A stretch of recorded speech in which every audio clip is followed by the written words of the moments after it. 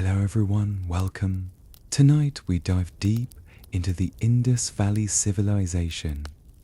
Fair Ye. Time was around 2600, 1900 BCE, one of humanity's earliest and most mysterious empires.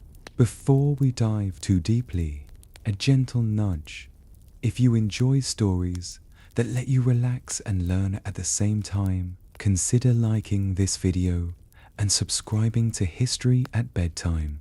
Also, feel free to leave a comment sharing your location and local time. We like to see history travel the globe alongside our viewers. Now, let's ease into tonight's journey. You're safe, you're warm, and somewhere under layers of sand, stone, and memory, an empire is waiting for you, a civilization that flourished 5,000 years ago and then vanished so quietly that even history forgot it was ever there. It had no name for itself that we can read, no legends carved in marble, no towering kings declaring victory over the weak. Just order, harmony, and silence. This was the Indus Valley Civilization, one of humanity's first great experiments in urban life.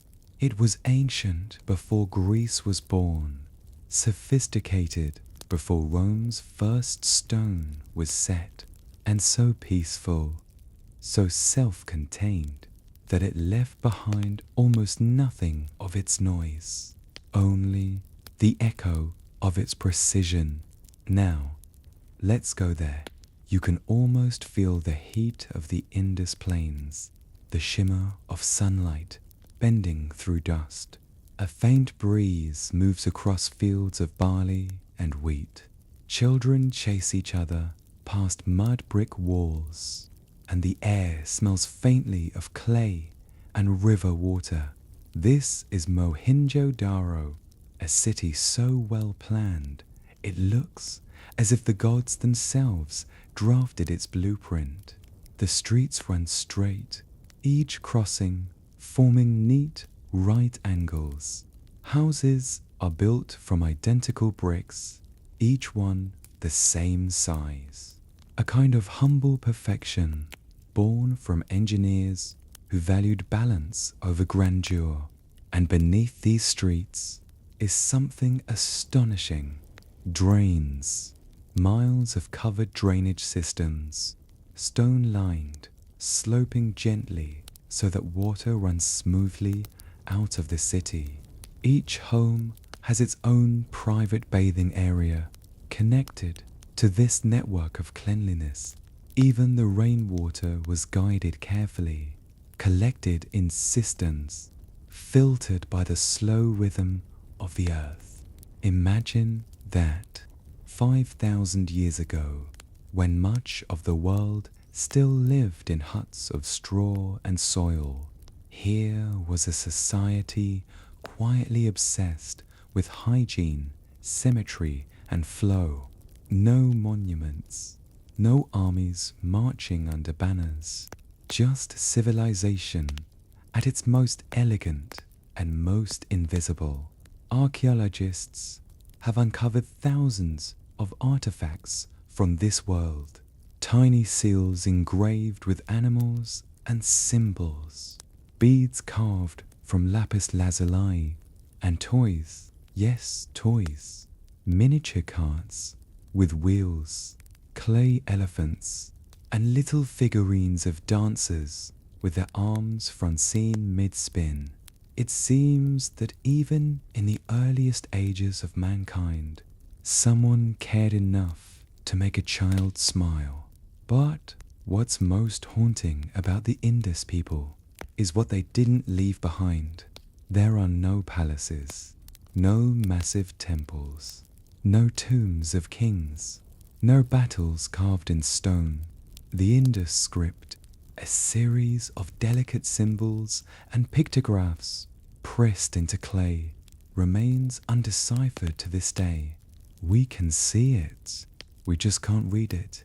It's as if the entire civilization whispered in a language the world would one day forget how to hear. Some scholars call them mysterious. Others say utopian. A few whisper egalitarian, suggesting that maybe, just maybe, this was a world where no one ruled too loudly. Historians still debate whether it was a single empire or hundreds of cities loosely connected by trade and trust.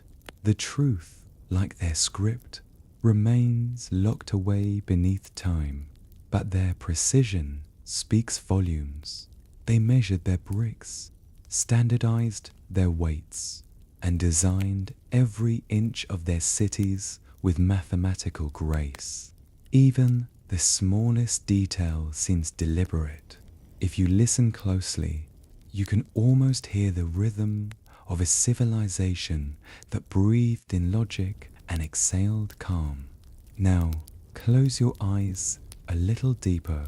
The sun is setting over the Indus River, turning the water to liquid bronze. Somewhere, a potter finishes shaping a vessel. A woman weaves fine cotton thread. A farmer watches the irrigation channels he built carry life through his crops.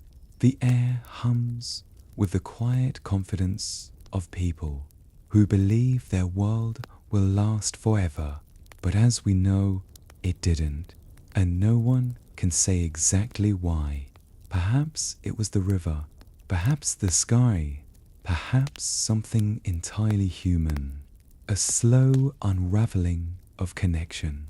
For now, though, the lights of the Indus cities glow gently beneath the stars, and the empire still sleeps, perfect and forgotten. The story of the Indus is, above all, a story of water. The river was its spine, its pulse, its living memory. Civilizations have always followed water. It's the one thing every empire worships, even when they call it something else. The Indus River rises high in the Himalayas, melting from glaciers older than any human language. It winds through mountains and deserts, carrying silt and story alike. Along its banks, life blossomed, not through conquest, but cultivation. The people here built canals that stretched for miles. They tamed the floods with precision, not through force, but through design. Their entire world depended on rhythm, the rhythm of monsoon and harvest, sun and flood, birth and their calendar followed the sky. They watched the stars, not for omens, but for timing, the right moment to plant, to build, to move. And in this rhythm, they found peace. But nature, as always, loves to change the rules. Around 1900 BCE, something shifted. The river changed its course. The monsoon weakened. The fields that once shimmered with life turned to dust. At first, the people adapted. They always had. They built new wells, deeper and wider. They traded with faraway lands, Mesopotamia, Persia, perhaps even Egypt. But over time, the balance that had kept their world alive began to slip away. Slowly, cities emptied, not in war, but in weariness. Homes were abandoned midlife. Kilns went cold. The air fell silent, and the river, the same river that had made them, forgot its course, just as the world forgot its children. What's remarkable is how gently they vanished.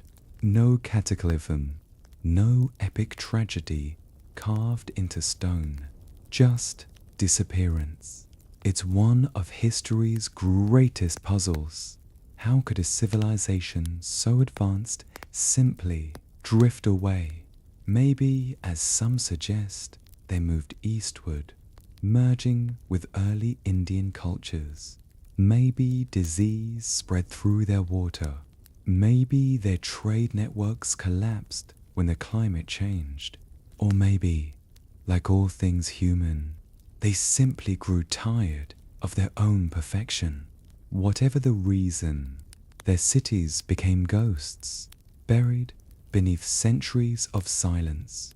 And for nearly 4,000 years, no one even knew they had ever existed, until a few railway workers in the 1850s picked up some old bricks while laying track through Pakistan's Sindh province.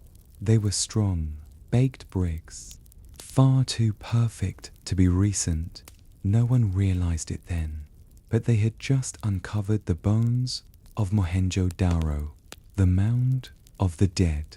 The name feels tragic, but the truth is gentler. The city wasn't destroyed, it was forgotten, and in forgetting, it was preserved. When archaeologists finally arrived in the 1920s, they were stunned. They found plumbing, organized grids, evidence of trade routes reaching across the ancient world, and they realized human civilization had begun here too, not just in Mesopotamia, not just along the Nile, but here along the Indus, where people once lived in harmony with water and with each other. You can still visit those ruins today. The bricks are warm under the sun. The streets are quiet, except for the sound of wind and crows. And when you stand there, surrounded by symmetry and silence, it feels less like you're visiting ruins and more like you're standing in a memory that's dreaming itself awake, because the empire may have forgotten itself, but the earth did not. Let's drift a little closer now, away from the great river and into the narrow lanes of an Indus city. The air smells faintly of baked clay and cardamom. Somewhere, a potter's wheel hums like a heartbeat. It's morning, the kind of pale dawn that feels eternal. You can almost see the first rays of sunlight stretch across the rooftops, warming the city awake. There are no horns, no shouting, no chaos, just the steady murmur of a world that knows its rhythm. A woman steps out of her doorway, balancing a clay jar on her hip. She walks toward the public well, one of many that dot the city, where others are already gathered. They greet each other quietly, the way people do when life is predictable, stable, safe. Their clothing is light, cotton, woven fine and soft, dyed with natural pigments of red, brown, and indigo. The cotton of the Indus was among the first ever cultivated on earth. Their fabrics traveled far, to Mesopotamia, to Sumer, maybe even Egypt. When you close your eyes, you can imagine the feel of that cotton against your skin, thin, breathable, alive with history. As the day unfolds, the city hums with quiet industry.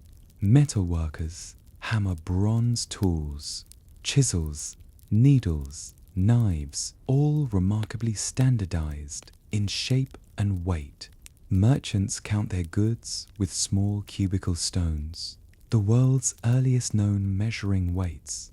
Farmers lead carts pulled by humped oxen, their wheels creaking through the gates. You can hear the rhythm of commerce, the sound of progress without hurry. This was not a civilization of kings shouting from balconies. It was one of builders, traders, and dreamers, a collective genius that made balance more important than conquest. In the heart of each city stood a massive structure, not a temple or a throne room, but something else. A public bath, the Great Bath of Mohenjo-Daro, a rectangular pool of fired bricks sealed with bitumen to hold water, stands as one of the oldest known public water structures in the world. Scholars still debate its purpose. Was it ritual purification, a civic gathering place, or simply a symbol of shared cleanliness and community? Whatever its purpose, it speaks of unity, of collective ritual instead of personal power. Nearby, artisans carve tiny seals from steatite, small, smooth stones etched with delicate animals, bulls, elephants, unicorns, and tigers. Each seal bears a few lines of the still unread Indus script, a language that stares back at us through time, teasing understanding. These seals weren't just decorations, they were signatures, identity markers used in trade and administration. Imagine a merchant stamping one into soft clay, sealing a shipment bound for another city hundreds of miles away. No fanfare, no royal crest, just quiet efficiency. At dusk, the light fades into a warm, honey-colored glow. Cooking fires flicker to life. Women grind grain on stone querns. The air fills with the earthy scent of lentils, onions, and freshly baked bread. People gather on rooftops to share the evening meal. Somewhere, a flute plays, soft, circular melodies rising over the rooftops. This was life in the Indus. Simple, organized, deeply human. The kind of life that left no need for monuments. Historians often say that civilizations define themselves through what they leave behind. Pyramids, palaces, conquests, chaos. But what if greatness lies in what you don't leave behind?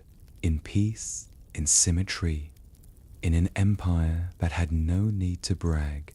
Maybe that's why it was forgotten, because it didn't fit the story of human noise.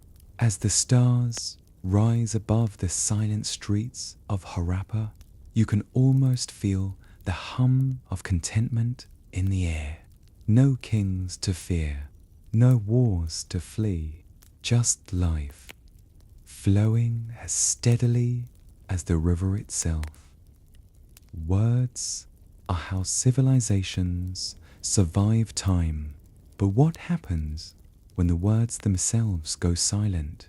The people of the Indus had writing, hundreds of symbols carved on seals, pottery, tools, and tablets.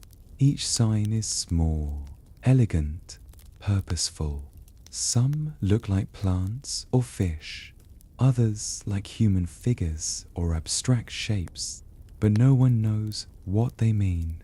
Over 400 distinct symbols have been identified, arranged in patterns that suggest grammar, rhythm, even poetry. And yet, not one has been truly translated. Imagine an entire library that you can see but never open. That's the Indus script. Some scholars believe it represents a full written language, perhaps the ancestor of early Dravidian tongues. Others argue it's proto-writing, a symbolic system meant for trade or ritual, not speech. And then there are those who think it may not be a language at all, but a spiritual code, a visual rhythm understood only by those who made it. The mystery deepens with every discovery. Each new tablet or seal adds more signs, but not clarity. It's as though the civilization left behind a whisper instead of a sentence, and that whisper still drifts through the ruins, taunting us with meaning.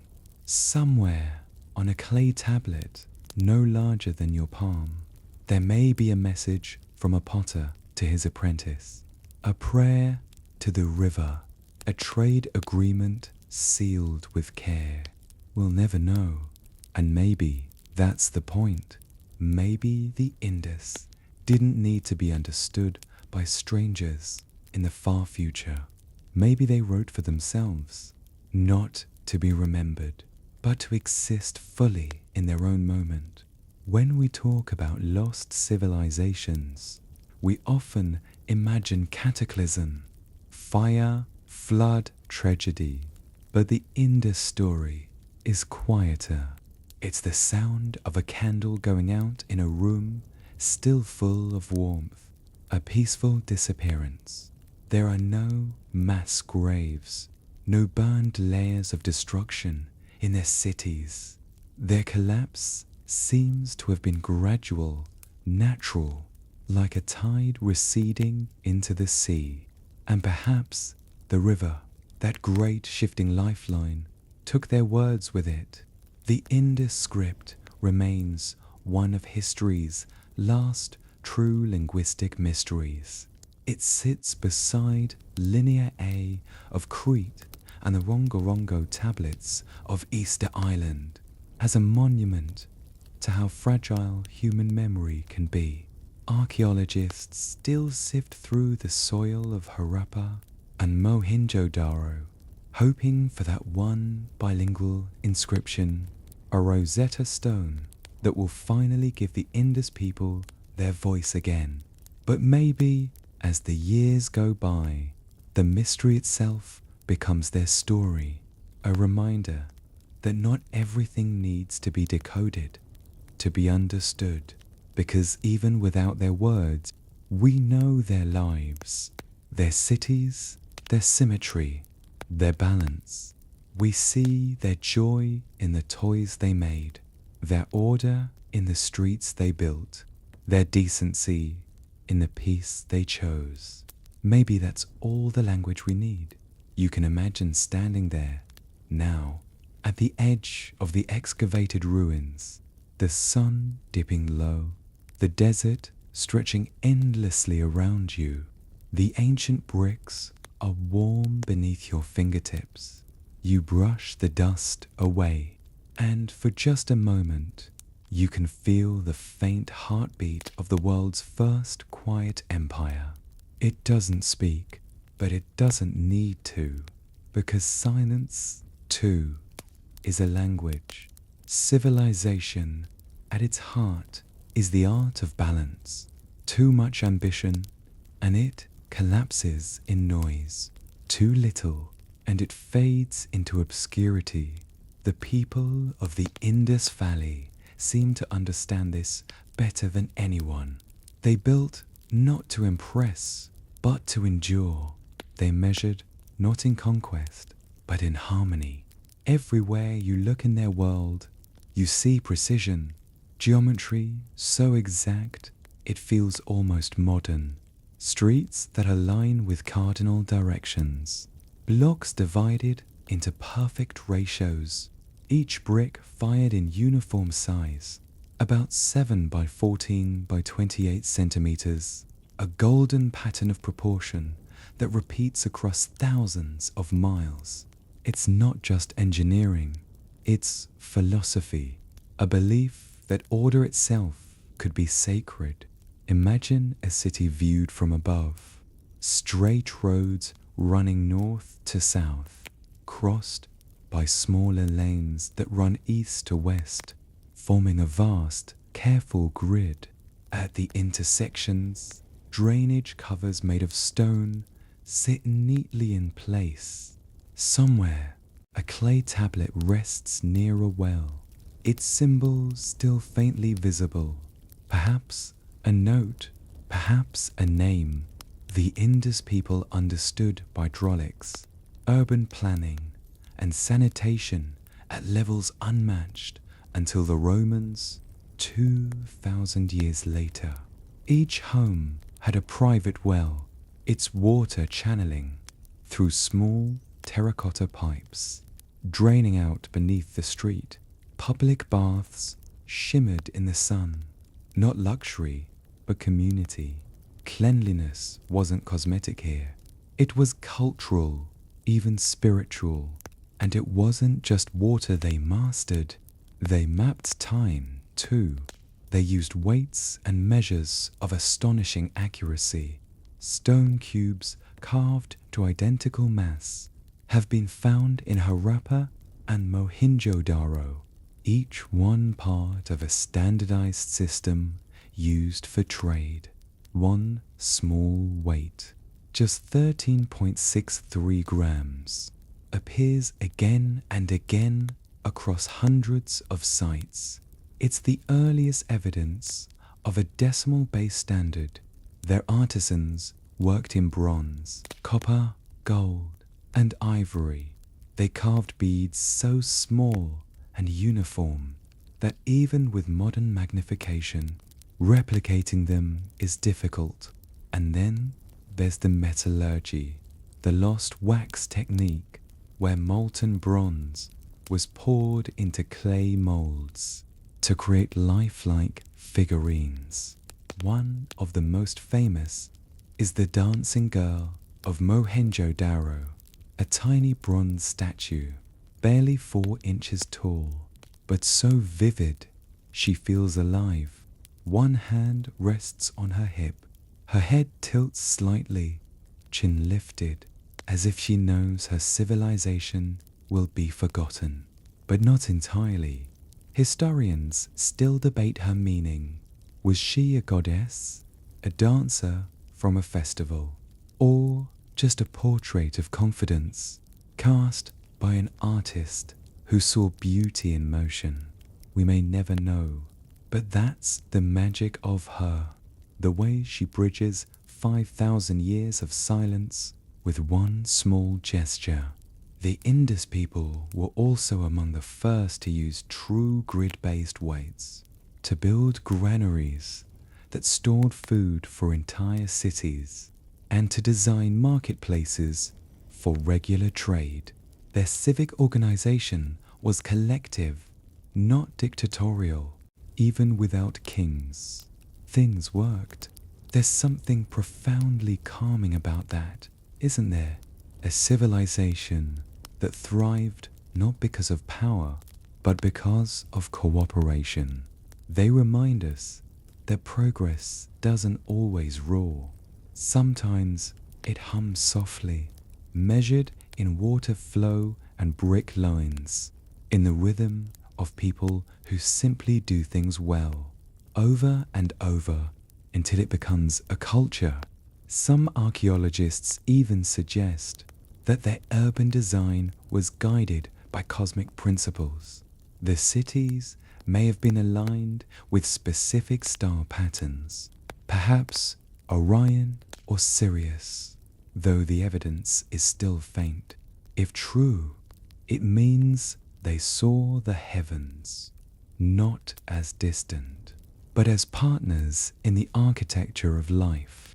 To live well, they believed, was to live in tune. That is the quiet genius of the Indus, a science born not of ambition, but of serenity.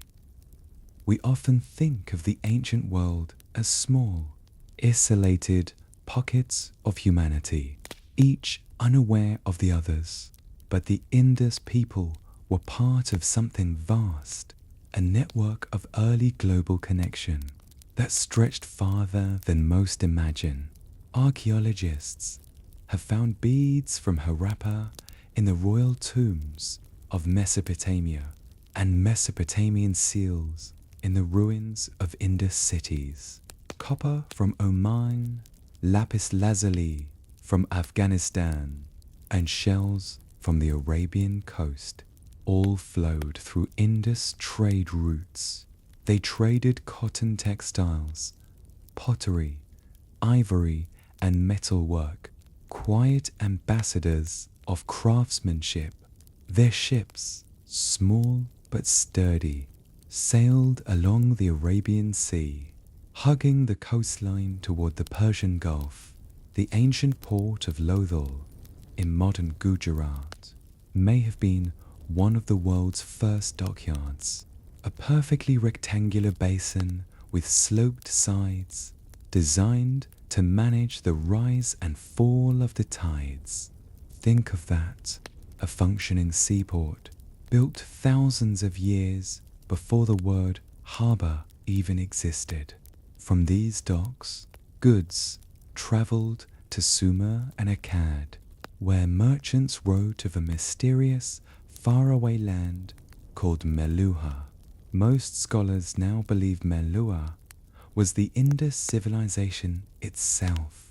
To the Sumerians, it was a place of beauty and abundance, a distant partner in prosperity, and though we can't read the Indus script, we can read the evidence of contact, shared weights, shared artifacts, shared echoes in art and architecture. Trade wasn't just economic, it was cultural. Ideas traveled with goods, languages mixed in the markets, and myths began to overlap. It's likely that early ideas of divine balance, the kind later expressed in Indian Dharma, may have roots in this world where fairness was embedded in daily life. There's something profoundly human about imagining that a merchant on the docks of Lothal, loading clay jars onto a wooden boat, watching the sun sink into the sea. He speaks a language we'll never understand, but the gesture of his hands, the care in his work, feels universal. He's not thinking of legacy or history. He's thinking about whether the tide will be kind tonight and whether the stars will guide him safely home. Trade bound the Indus to the wider world, but it also gave the world a glimpse of what civilization could be when guided by balance instead of greed. Their seals, those beautiful, tiny rectangles of art, appear across the trade routes of the Bronze Age world. Each one was pressed into clay to mark ownership, but in doing so, they also left fingerprints of an idea that commerce could exist without conquest. Even their ships, made of wood and reeds, seemed designed for peace. Broad, stable, slow-moving. They weren't built for war, they were built for patience. At night, you can imagine the docks of Lothal glowing under oil lamps, the air full of salt and spice, the murmur of sailors trading stories. Somewhere, a child chases a crab across the sand, laughing in a way that echoes across millennia, because history isn't just kings and wars. It's moments like this, a laugh, a lantern, a boat swaying in tide, tiny details that survive in the quiet corners of time. And when you think about it, maybe that's why the Indus Valley feels so mysterious. It's not that it's truly gone, it's that it was never built for noise. While other empires carved their names into stone, the Indus built theirs into rhythm, into the pulse of trade, the flow of rivers, and the silent understanding that peace, too, can be powerful. If you were to walk through an Indus city at dusk, you might notice something peculiar. For all their complexity, all their brilliance, there are no towering temples, no ziggurats reaching to the heavens, no carved idols demanding obedience. Their religion, if we can call it that, seems almost invisible, and yet it's everywhere, in the quiet rhythm of the city's layout, in the symmetry of its streets, in the careful balance of life and water. There's a sacred geometry that speaks softly of belief. The Indus people lived close to nature. Their gods, if they had them, were likely reflections of it. Fertility, growth, storm, and river. They didn't separate the divine from the ordinary. They lived inside it. Archaeologists have uncovered terracotta figurines, small, hand-molded forms of women with exaggerated hips and breasts. They call them mother goddesses. Perhaps they symbolized fertility or the creative power of the earth itself. Maybe every household kept one, not as an idol to be feared, but as a reminder that life, like the river, renews itself endlessly. One of the most intriguing discoveries is a small seal from Mohenjo-Daro, a figure seated cross-legged, surrounded by animals, elephants, tigers, buffalo, his head crowned with horns. Scholars call him the Pashupati seal, and some believe he's a proto-form of the Hindu god Shiva, lord of beasts and of meditation. It's a compelling thought that the calm, ascetic figure worshipped across India today might trace his lineage back 5,000 years to this forgotten empire. But we must be careful. Historians still debate whether that connection is real or a mirage born of wishful symmetry. The truth may never be clear. Still, it's hard not to feel something when you look at that seal. The figure's posture, serene, powerful, centered, feels almost modern, like someone who's found the quiet inside chaos. That's the strange gift of the Indus. The more you study them, the more they seem to whisper about balance between human and nature, between work and spirit, between what's known and what's unknowable. In one layer of ruins, archaeologists found altars, small raised platforms stained with ash, likely used for household rituals. Beside them, vessels and bones of animals, sacrifice, perhaps, or simply offering, not out of fear, but out of gratitude. They revered the bull, not as a creature of violence, but as a symbol of strength and fertility. They carved it onto countless seals, its horns arching like crescents. And then there's water, always water, to bathe, to cleanse, to renew. Some historians believe ritual bathing was the core of Indus spirituality, a way to wash away impurity before communion with the divine. It's an idea that still echoes in Hinduism today, in the sacred rivers and morning ablutions that trace back to ancient Harappa. The Indus people didn't worship in temples. They worshipped in patterns, in balance, in the act of keeping their world aligned. Maybe they understood something we've forgotten, that the divine doesn't always need to be named to be known. Let's linger here for a moment, at the meeting point of earth and sky, where civilization and nature blurred into one. The Indus people weren't conquerors of their environment, they were collaborators.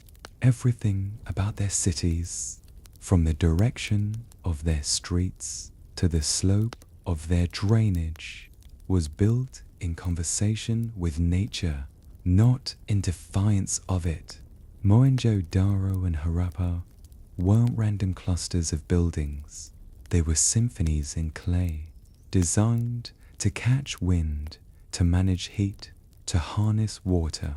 Their architects understood airflow so well that their homes stayed cool even in the blistering summer. Windows faced away from the sun, and streets were positioned to guide the breeze. It's strange to think that 5,000 years ago, before air conditioning or concrete, someone had already solved the problem of climate design. They didn't call it sustainability, they just called it life. Their civilization thrived in the floodplains of the Indus River, where the soil was rich and generous. Farmers grew barley, wheat, peas, and sesame, and may have been among the first to cultivate rice. They domesticated animals, buffalo, goats, camels, and humped zebu cattle, creatures that still define rural South Asia today. But the relationship went deeper than survival. Their art and architecture show a respect, even reverence, for balance in nature. On their seals, they carved trees surrounded by animals. On pottery, patterns of waves, leaves, and spirals, all repeating endlessly, like a meditation. And perhaps that's what their civilization truly was, a long, collective meditation on how to exist in rhythm with the earth. No armies, no empires, no ego, just humans living well, quietly. It's both inspiring and unsettling, isn't it, that such a people, so advanced, so balanced, could vanish entirely, their language unread, their gods unnamed, their story silenced, yet somehow the echoes survive. In the way modern South Asians build around courtyards for airflow, in the reverence for rivers as living beings, in the belief that cleanliness, ritual, and balance are acts of spiritual alignment. Even the grid system they pioneered, straight lines, right angles, drainage canals, became the blueprint for cities across time, from ancient Rome to modern London. Traces of Indus logic still guide our streets. Their genius was practical, but also poetic. Every drain, every brick, every courtyard was a quiet act of devotion, not to gods above, but to harmony itself. And maybe that's why, when their world began to change, they didn't fight it.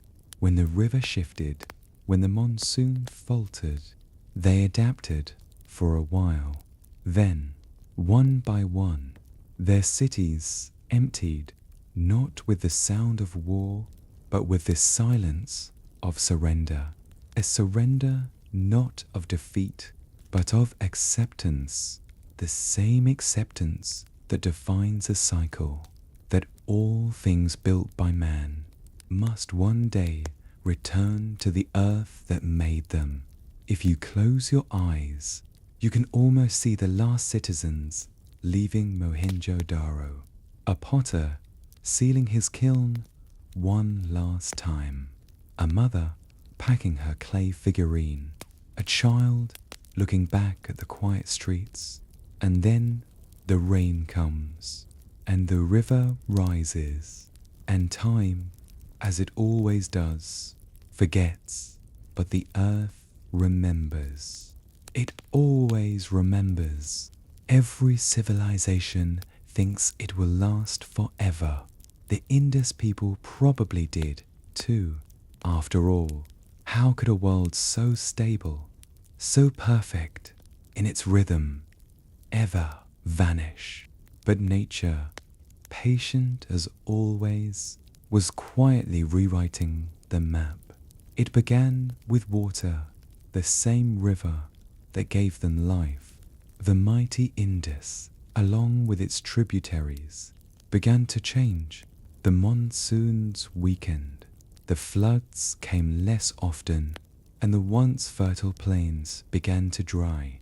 In some places, the rivers shifted course entirely, leaving cities stranded far from their lifelines.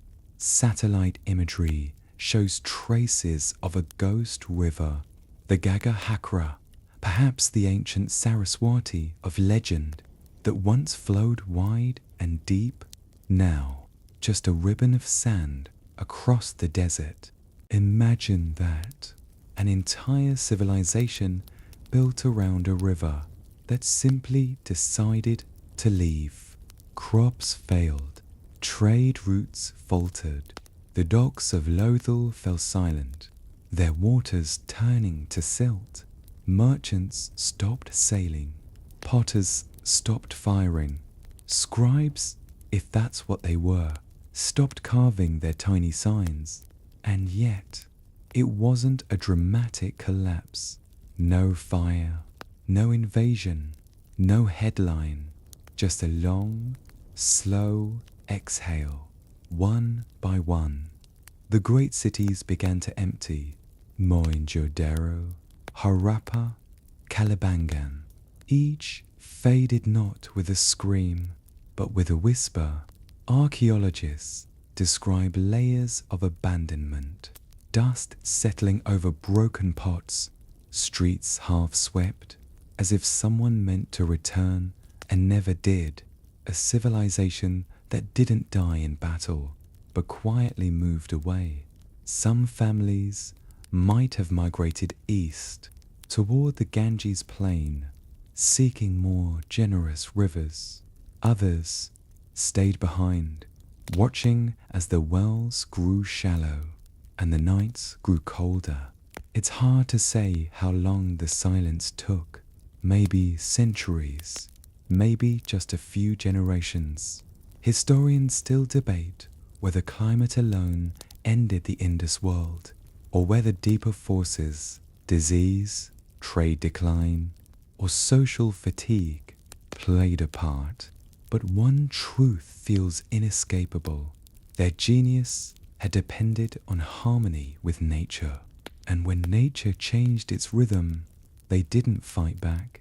Perhaps that's what made them different.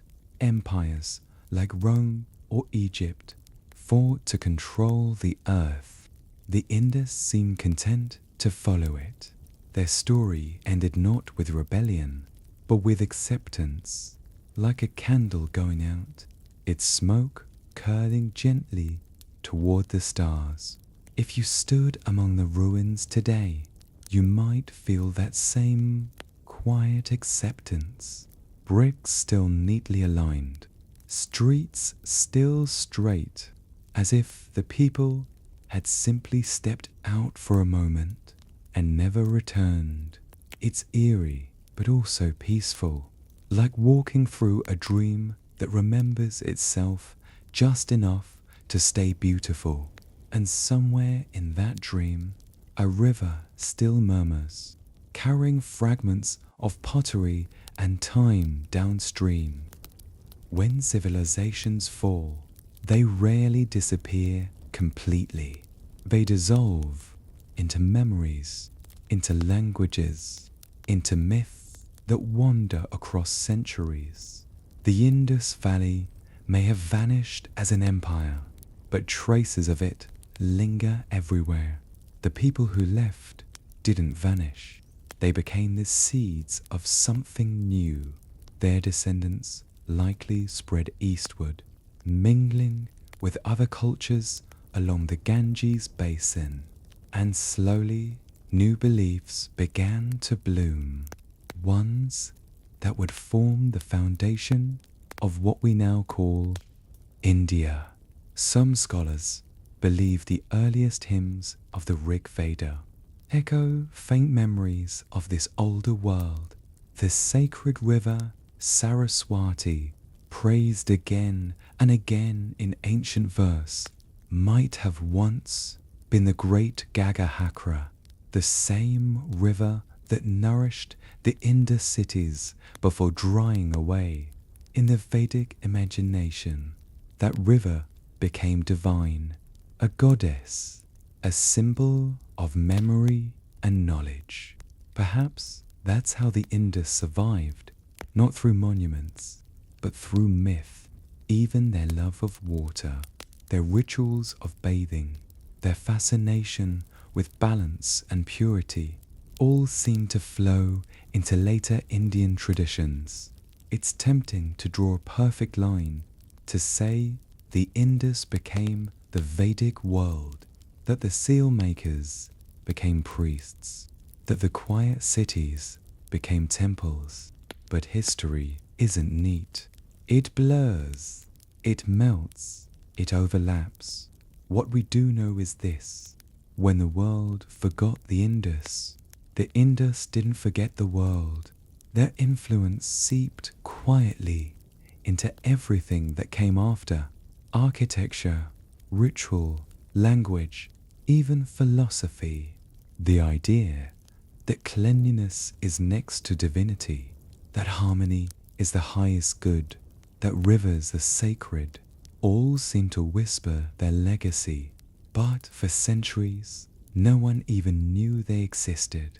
The ruins lay buried under layers of earth, their memory erased by sand and time.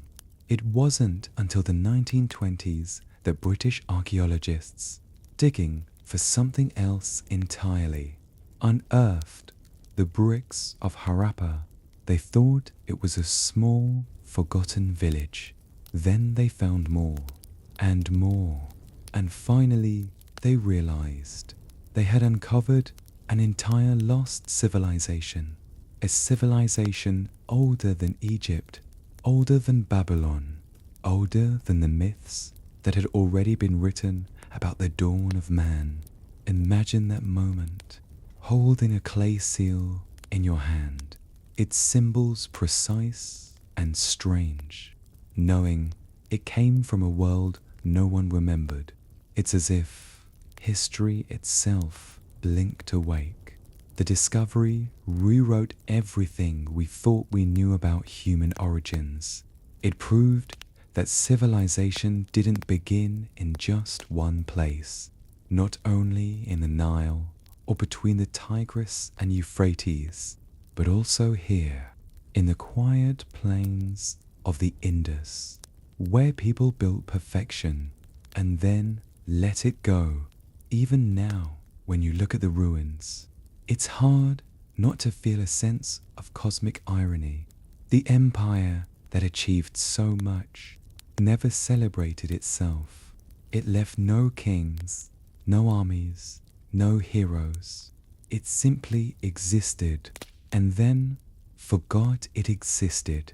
But maybe that's why it feels timeless, because it reminds us that greatness doesn't always need witnesses, that peace itself can be an achievement, that sometimes the most advanced civilizations are the ones that learn how to vanish gracefully.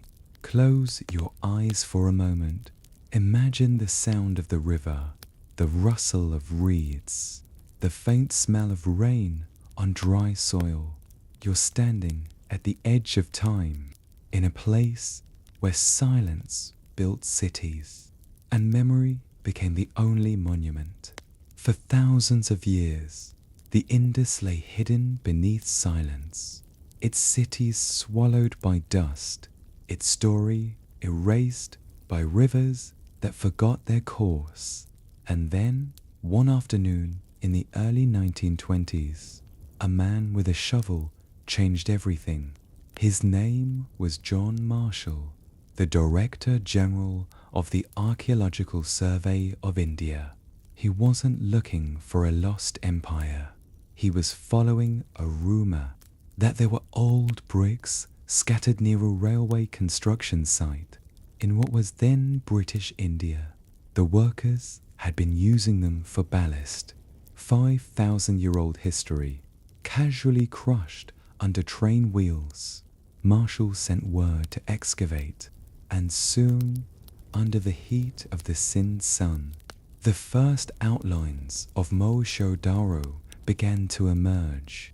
Walls, drains, courtyards, streets aligned so precisely, it seemed impossible they could be prehistoric, but they were. Then came the shock, the same kind of bricks, the same weights and seals appeared hundreds of miles away at Harappa, two vast, ancient cities built in the same style, using the same system, but with no written record anyone could read. For months, Marshall's team brushed the dust off brick after brick, discovering streets that ran straight for half a mile, wells that still held water, and the remains of a public bath. So perfectly engineered it could have been modern. It was like uncovering Atlantis, only real, and right there beneath their feet. The realization was slow, almost reverent. This wasn't a lost village. This was an entire civilization, older than the Egyptian pyramids, older than the Epic of Gilgamesh, and somehow forgotten by everyone. Marshall called it the Indus Valley Civilization. Others called it Harappan culture, but no name felt large enough. The world had to rewrite its timeline. Civilization, it turned out, did not begin in one cradle, but in many, and the Indus stood proudly among them, a quiet third pillar beside Mesopotamia and Egypt. Even then, mysteries emerged faster than answers. Who were these people? Where did they go? Why had they left no kings, no wars, no chronicles? Historians still debate it. Some thought the Aryans had conquered them. Others blamed floods, drought, or plague, but none of those stories ever quite fit, because the ruins themselves didn't speak of chaos. They spoke of order, an ending that looked almost intentional. It's strange, isn't it, how something can be gone for 5,000 years and still feel so alive when you see it. Maybe that's what makes the Indus so haunting. They didn't vanish into destruction. They dissolved into mystery. When the first reports of the discovery reached London and Delhi, they caused a quiet earthquake in the world of archaeology. Everyone had assumed that South Asia's history began with the Vedas, that everything before that was myth. And suddenly, here was proof of a civilization so advanced, so organized, that it made the myths look young. Brick by brick, the Indus rose again, not in power, but in memory. The ruins spoke through silence. Straight roads whispered of mathematics. Stone weights hinted at trade. Baths and wells told of hygiene, long before sanitation became science. But what the Indus didn't leave behind was almost as fascinating as what it did. No palaces, no monumental statues, no thrones or tombs or armies carved in stone, just houses, all nearly the same size. No clear sign of rich or poor, no evidence of tyranny or slavery. Imagine that, a Bronze Age civilization without visible hierarchy, a city where equality may have been part of the architecture itself. It's unsettling, isn't it? Because it challenges our favorite story, that progress must come from kings, from power, from conquest. But here, in the quiet plains of the Indus, progress came from cooperation. And maybe that's why history forgot them, because they didn't fit the narrative of noise. As more ruins were uncovered at Lothal, Dholavira, and Rakhigarhi, the scale of the civilization became staggering. over 1 million square kilometers, hundreds of settlements, a population larger than Egypt and Mesopotamia combined. It was not a footnote. It was one of humanity's main chapters, and yet their language, their voice, remains locked. Thousands of inscribed seals, still waiting to be read. Some say when it's finally deciphered, it will rewrite everything again. Others think it's better this way, that the mystery is the message. There's a strange poetry in that thought, that an entire people, peaceful, skilled, sophisticated, chose to let their story fade into the earth, and that only by accident did we dig it up again. Maybe they didn't need to be remembered. Maybe the river that birthed them was their true monument, and the rest was just clay. Even now, the ruins of Mohenjo-Daro rise from the plain, like the ribs of some ancient creature half buried in sand. Tourists walk where citizens once gathered. Children laugh among walls that were homes 5 millennia ago. And somewhere, a local farmer still digs up bricks and carries them away to build anew, as people have done there for generations. The cycle continues. The earth reuses what time forgets, and history, patient as ever, smiles quietly beneath our feet.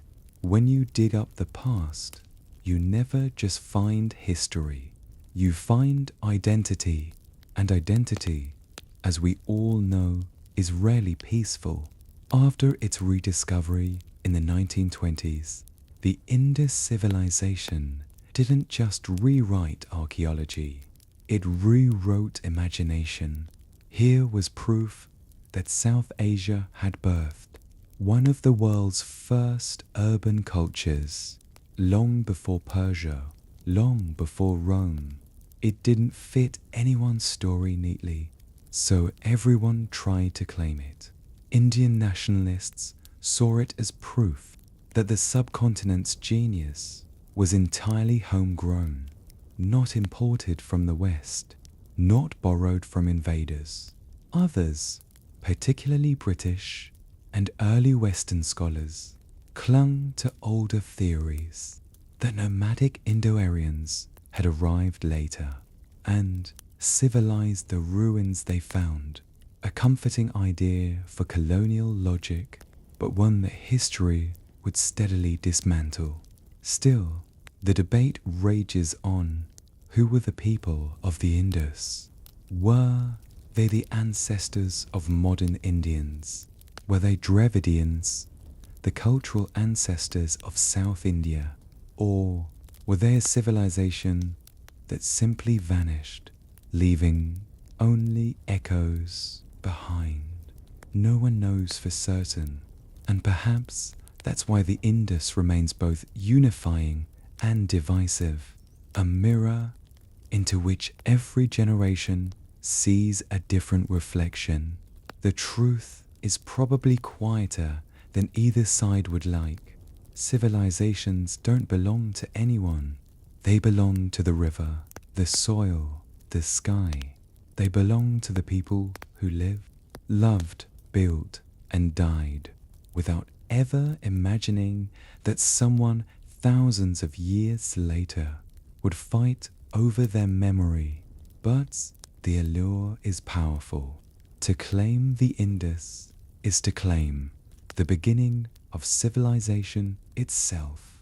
It's to say we were first, and in a world obsessed with origins, that's no small temptation. Yet, when you walk through Mohenjo-Daro today, you don't feel the pull of nationalism or ownership.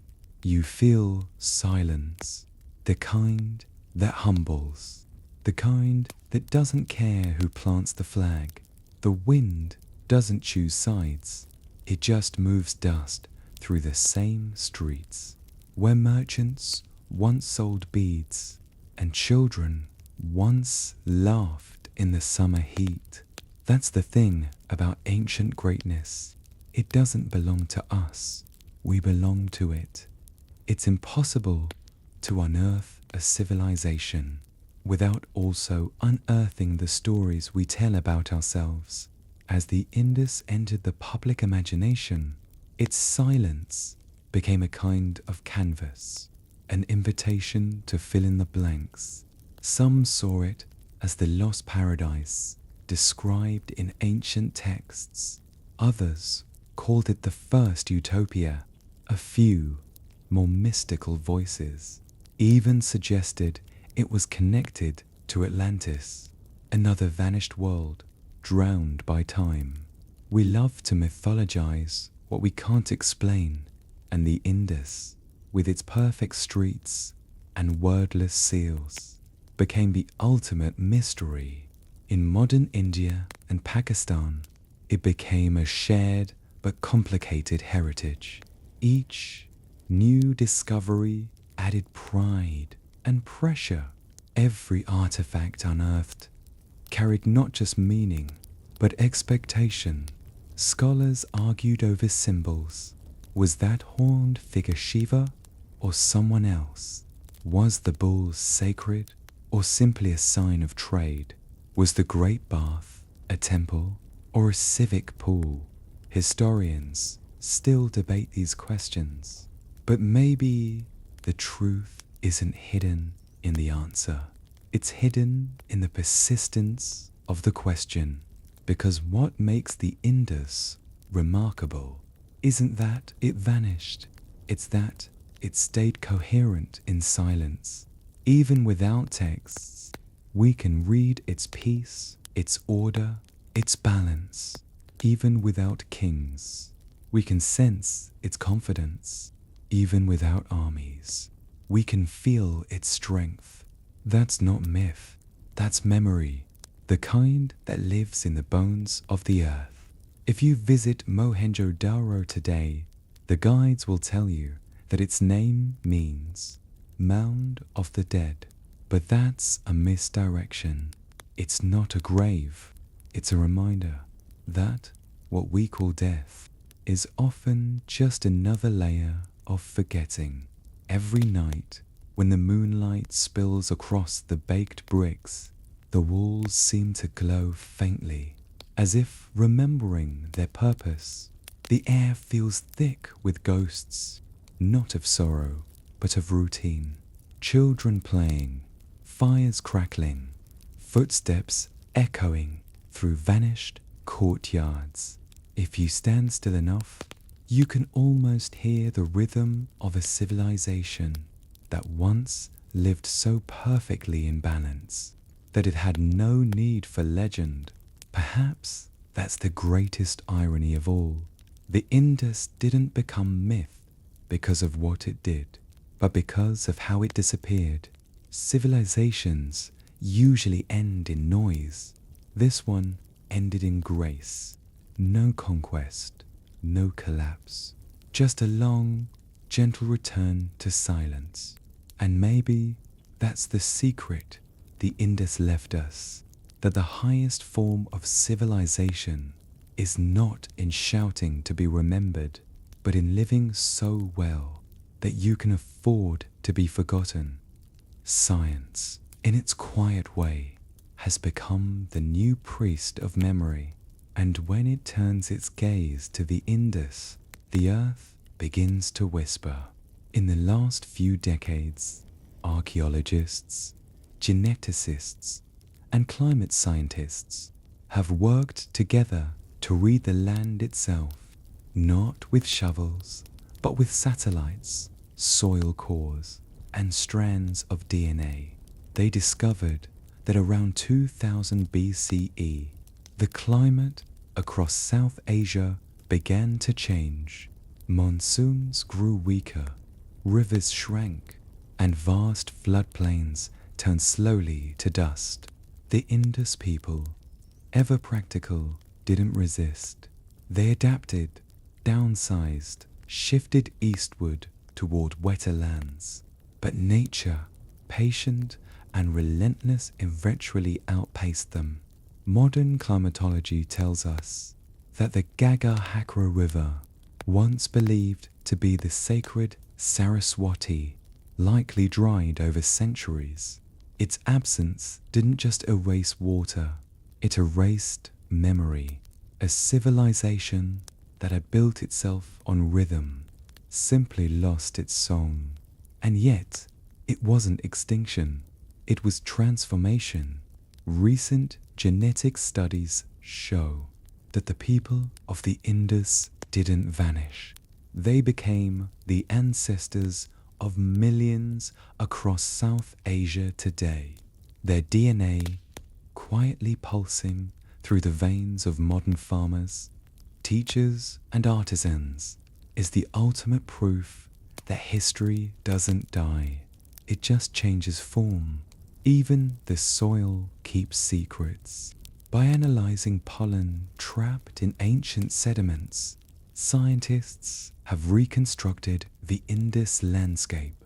Fields of wheat and barley, groves of date palms, lush riverbanks humming with life. It was a world full of green and gold, not the barren dust we imagine today. Their architecture, too, was a science of foresight. Brick ratios, drainage gradients, water flow, all reveal an understanding of physics and mathematics. Long before those words existed, and unlike so many later empires, the Indus didn't build for vanity. They built for function. No pyramids, no palaces, no colossal statues, just stability, a kind of genius that hides in plain sight. Even today, engineers study their drainage systems to understand how entire cities could remain flood-resistant for centuries. They used what nature gave them: gravity, slope, balance, to create systems so efficient. Modern planners still marvel. In a world obsessed with progress, the Indus offers a strange comfort.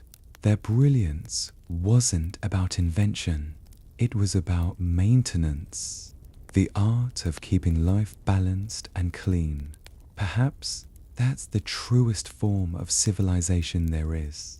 In the 21st century, archaeology has become something of a pilgrimage. People travel from across the world to stand in the dust of Mohenjo-Daro, to walk through Harappa's sun-baked streets, to feel the silence of a civilization that still refuses to speak. Some come as tourists, some come as scholars, and some come quietly as descendants, searching for a connection they can't quite name. They bring cameras, notebooks, and satellite scanners, but what they often find instead is humility. It's hard not to feel small here, standing where anonymous builders once aligned streets. To the compass points with mathematical precision, you realize how fragile our modern certainty is. We call ourselves advanced, but we still can't read their script. We build skyscrapers, but we still can't match their urban order. Sometimes the silence of the Indus sounds suspiciously like laughter, even now. In laboratories and universities, scholars pore over fragments of clay, trying to decipher those tiny, elegant symbols. They feed them into AI models, search for repetition, syntax, pattern, as if language were a puzzle that can be solved by math alone. But perhaps the Indus didn't want to be read. Perhaps their writing wasn't meant to endure beyond them. Maybe it was sacred, a form of communication that lived and died within a generation. Maybe Their legacy was never meant to be written at all. Still, humans crave meaning. We dig, decode, and argue, trying to pull a full narrative from silence. But history doesn't always yield to curiosity. Sometimes it waits for patience, and so scientists keep listening to the ground, to the air, to the dust. In recent years, drones have mapped entire cities, buried under layers of soil, revealing patterns we never imagined. Roads, granaries, water systems, whole neighborhoods still sleeping beneath the earth. Each discovery feels like opening a forgotten chapter in humanity's oldest diary. Only this diary has no words, just impressions. It's poetic, in a way, a civilization once built on flow of rivers, of trade, of time, still flows through us now, teaching by example, not by speech. And maybe that's why the Indus remains eternal, because it isn't a story of conquest or invention. It's a story of alignment between people and planet, between progress and peace. If you stand long enough in the ruins, you might feel it, the faint hum of something deeper than memory. Not a sound, not even an echo, just presence, the feeling that humanity has been here before, and that we've always been trying to remember how to live quietly. By now, you've probably noticed something strange about the Indus story. It isn't loud. It never was. We talk about civilizations in the language of thunder, empires that roar, kings who conquer, monuments that scream through millennia. But the Indus hums. It vibrates at a lower frequency, like the quiet resonance of water moving underground. There's a certain philosophy hidden in that stillness, a reminder that greatness can be calm. The people of the Indus built an entire world on moderation. No temples of terror, no endless wars, no hunger for empire, just order, precision, and peace, as if the entire culture agreed that the purpose of life was to exist beautifully, not loudly. Imagine that, a civilization that valued cooperation more than glory, that understood that you can be remembered for your balance as much as your brilliance. Historians, of course, search for evidence. They debate drainage gradients, brick ratios, trade weights. But beneath those numbers, there's a moral geometry, the idea that every small act, a swept courtyard, a measured brick, is a kind of prayer. In the West, we inherited the myth that progress demands struggle, that creation requires conflict. But perhaps the Indus whispers another truth, that progress can also be maintenance, the daily art of harmony. We think of peace as something passive. They lived it as something active, structured, intentional, built brick by brick.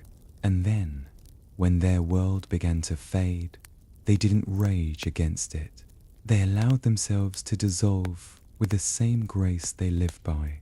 There's a strange dignity in that, to know when to stop building, to let the river reclaim its banks. If history were a song, the Indus would be the quiet note that holds long after the orchestra stops playing. The story of the Indus isn't really ancient. It's ongoing. Every lesson they left behind still waits beneath our feet, half buried in clay, patient as ever. When we talk about sustainability, They already practiced it. When we argue about equality, they already designed it. When we fear collapse, they remind us that sometimes decline is just a different form of continuation. They built for community, not conquest, for comfort, not spectacle.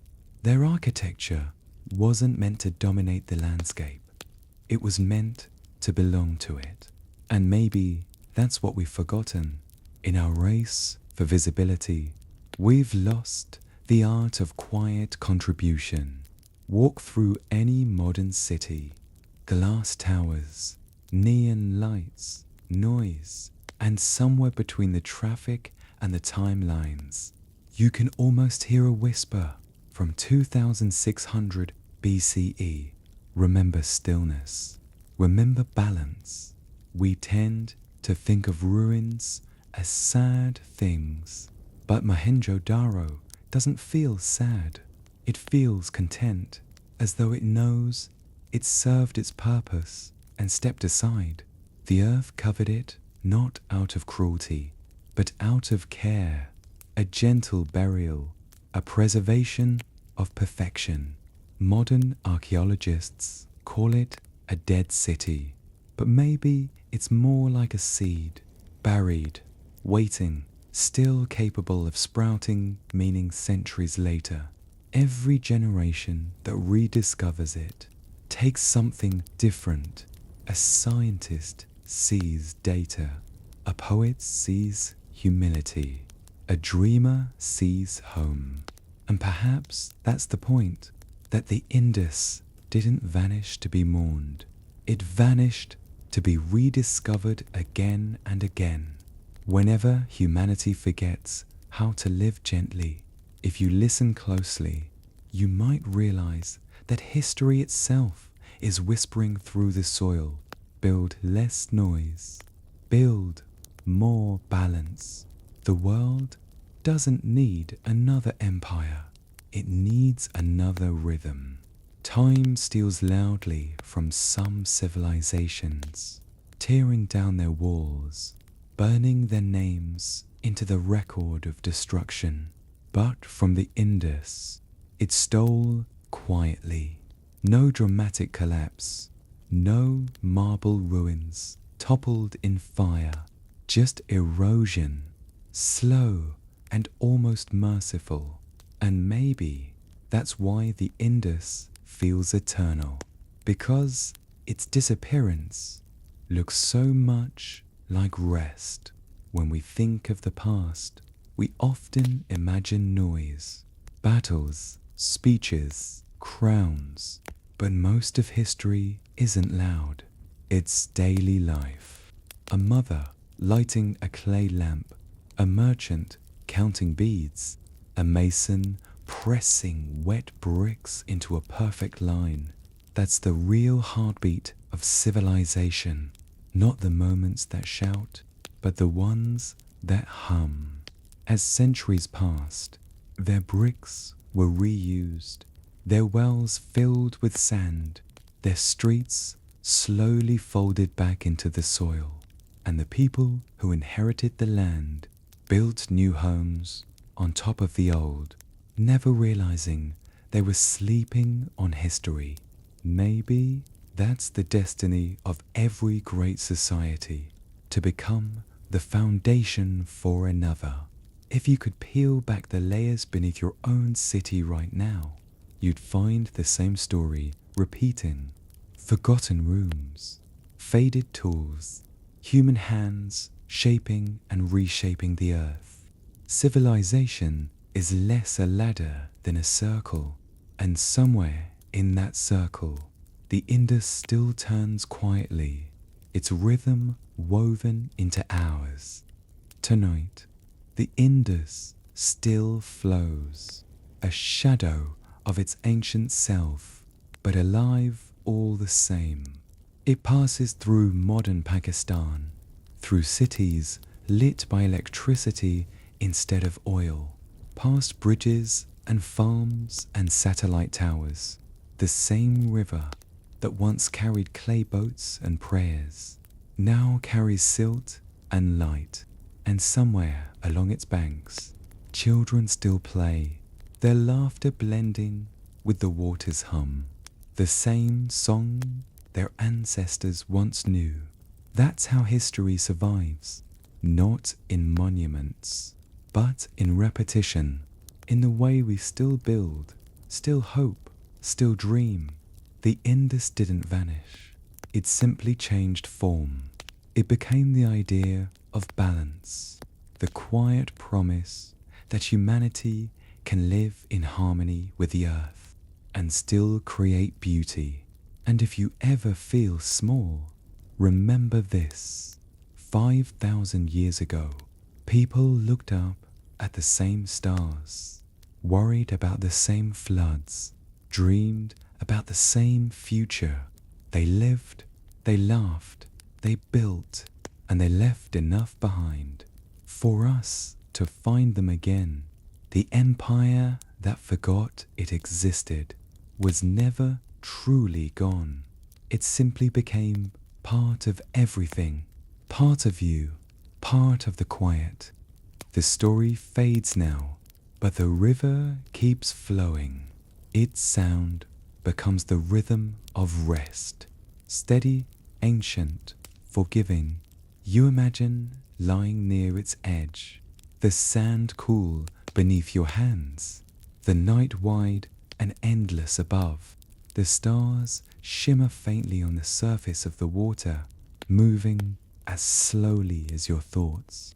In the distance, you can almost hear the echo of forgotten footsteps, builders, traders, dreamers, walking home one last time.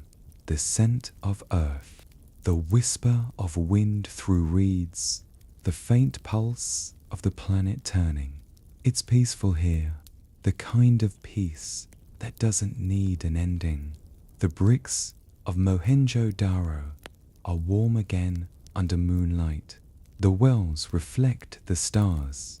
Somewhere, the bronze dancing girl still stands, one hand on her hip, a tiny smile on her lips, as if she's known all along that forgetting can also be a kind of perfection.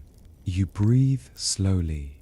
The air feels older than memory, and for a moment, you understand what they did, the beauty of balance, the comfort of surrender, the grace of simply existing in rhythm with the world. Let the sound of the river carry you. Let the story dissolve. You are part of the same flow, ancient, gentle, infinite. Sleep, traveler of time. The empire remembers you, and the river never forgets.